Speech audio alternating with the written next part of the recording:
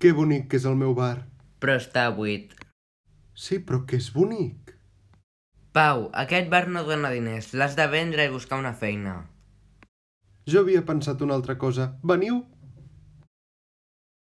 Què és això? Benvinguts al segon bar Pau.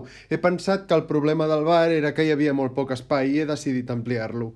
Tranquil, Jordi. Papi, el problema del teu bar no és l'espai, sinó que no va dirigit a un públic concret. Serveixes menjar molt estrany i la decoració no va acord amb aquest menjar. Jo ho faria millor. Filla, ets massa petita com per fer-ho millor. Així, comprovem-ho. Jo em quedo aquest local i tu l'altre. Si a les 5 de demà jo tinc més clients, tu et busques una feina. I si no, no et torno a dir res més del teu bar. Molt bé, accepto.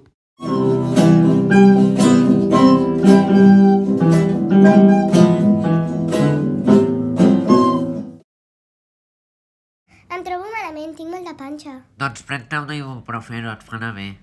No crec. Home, sí. No, això no creu en medicaments i per tant l'Estel tampoc. Gràcies, mestre. En sèrio faràs el que et diu aquesta estafa de guru? Biel, no et fiquis. Això sap bé com s'ha de curar. Per què no ve ningú? No sé de què t'estranyes, com sempre. No passa res. Si la gent no va al bar va la gent. Hola, mama. Hola, fill, què vols? Que podeu venir a picar alguna cosa al meu bar?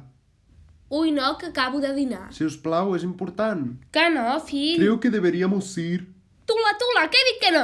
I ara què faig? Potser la Lila tampoc té clients. És veritat, anem a veure el seu local. Adeu, estimat. Doncs està molt maco. Que sigui mono no vol dir que tingui clients. Entrem a veure. Això està ple a vessar. Sí que en sap de bars, la nena.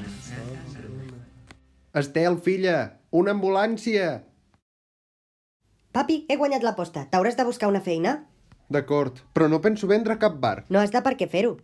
Bueno, un avanç és un avanç. Li han donat uns medicaments i s'ha curat. Però això... Calla, Xo, que quasi la mata. Ha estat un error. Ja ho sé, si és que aquest és un fantasma.